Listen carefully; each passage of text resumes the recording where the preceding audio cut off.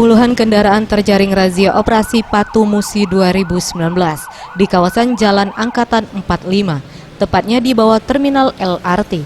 Dalam giat ini banyak menjaring pengendara roda 2 yang tidak memakai helm standar nasional Indonesia, tidak memiliki surat izin mengemudi, dan STNK yang belum membayar pajak.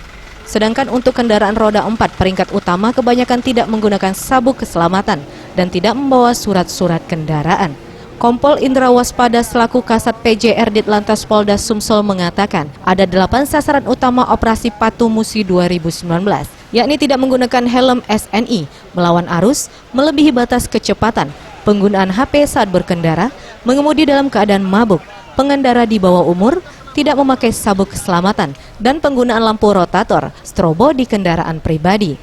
Untuk giat itu sendiri akan digelar di beberapa titik dalam kota, yakni terdapat 4 lokasi, di mana hal tersebut bersifat rahasia.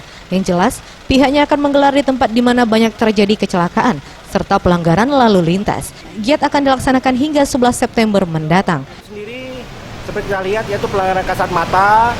Yang pertama, tidak menggunakan helm SNI. Kemudian yang kedua, tidak menggunakan sabuk keselamatan. Kemudian yang ketiga, plat-plat tidak sesuai dengan spektek. Kemudian yang keempat, lampu-lampu strobo yang tidak sesuai dengan peruntukannya. Ya, kemudian yang kelima, pelanggaran daripada melawan arus, parkir liar. Kemudian yang terakhir adalah pelanggaran truk-truk yang masuk kota tidak sesuai dengan jam operasionalnya. Rencananya akan digelar di berapa titik?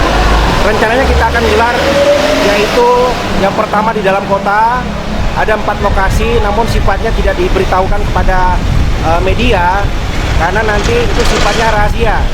Ya, namun demikian tujuan daripada rahasia ini nantinya adalah titik kerawanannya itu di situ sering terjadi kecelakaan, pelanggaran lalu lintas. Di situ kita melaksanakan kegiatan daripada rahasia. Tim Liputan Sriwijaya TV.